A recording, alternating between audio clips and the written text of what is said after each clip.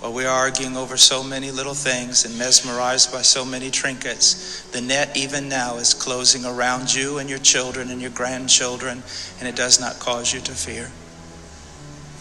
You will be isolated from society, as has already happened. Anyone who tries to run for office who actually believes the Bible will be considered a lunatic until finally we are silenced. We will be called things that we're not and persecuted not for being followers of Christ, but for being radical fundamentalists who do not know the true way of Christ, which of course is love and tolerance. You'll go down as the greatest bigots and haters of mankind in history. They've already come after your children, and for most of you, they got them. They got them through the public schools and indoctrination, and the university and indoctrination, and then you wonder why your children come out not serving the Lord. It's because you fed them right into the devil's mouth. So little by little, the net is closing around, and then it's not little by little. Look how fast things are going downhill just in a matter of weeks. Matter of weeks. But at the same time, know this. Persecution is always meant for evil, but God always means it for good. And is it not better to suffer in this life, to have an extra weight of glory in heaven? You must settle this in your mind. This is the one thing I want to say over and over. Do not believe. Down through history, you have a wrong idea of martyrdom and persecution. You think that these men were persecuted and martyred for their sincere faith in Jesus Christ. That was the real reason, but no one heard that publicly.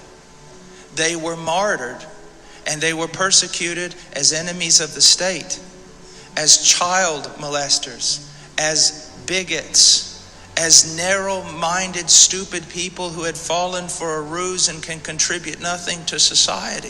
Your suffering will not be noble.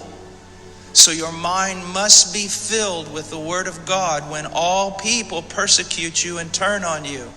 And if the Spirit of God in common grace pulls back and you see even your children and your grandchildren tossing in the lot that you should die. This is no game. You want revival and awakening, but know this. For the most part, great awakenings have come only preceding great national catastrophes or the persecution of the church.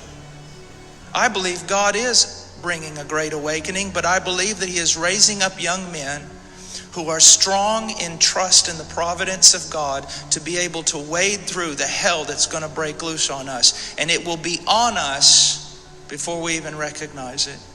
Unless in God's providence, He is not done. He is not done. And note, this is not silly talk. Apart from a great awakening, these things are going to come upon you. Be ready to lose your homes, your cars, and everything. It can be for a generation of people too late. Too late for 8th century Israel. Too late for 1st century Israel. But it can be too late for every nation. Acts 14, God says He allows all the nations to go their own way. How do you know when a nation passes the point where salvation is possible for a people? Well, Romans 1, we've talked about it. Romans 1, wrath, God gave them over to sexual immorality. God gave them over to homosexuality. God gave them over to a reprobate mind, a non-functioning mind. So when you see a nation deep in sexual sin, pervasively affirming of homosexuality, and the insanity of a reprobate mind, where they make laws to criminalize righteousness and to legalize gross evil, you know that nation's under judgment. And the message to this nation,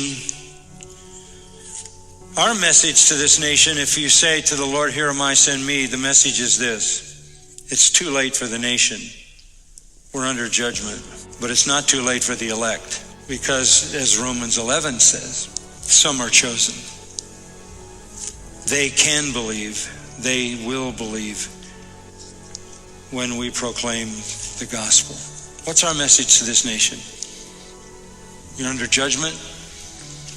It's too late. Judgment has been unleashed. You can hear but not understand. You can see but not perceive. Your heart may be attracted, hardened by God, but God has his people.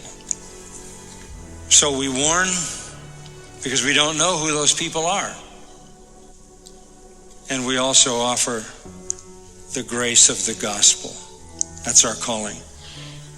Too late for a nation, not too late for the elect.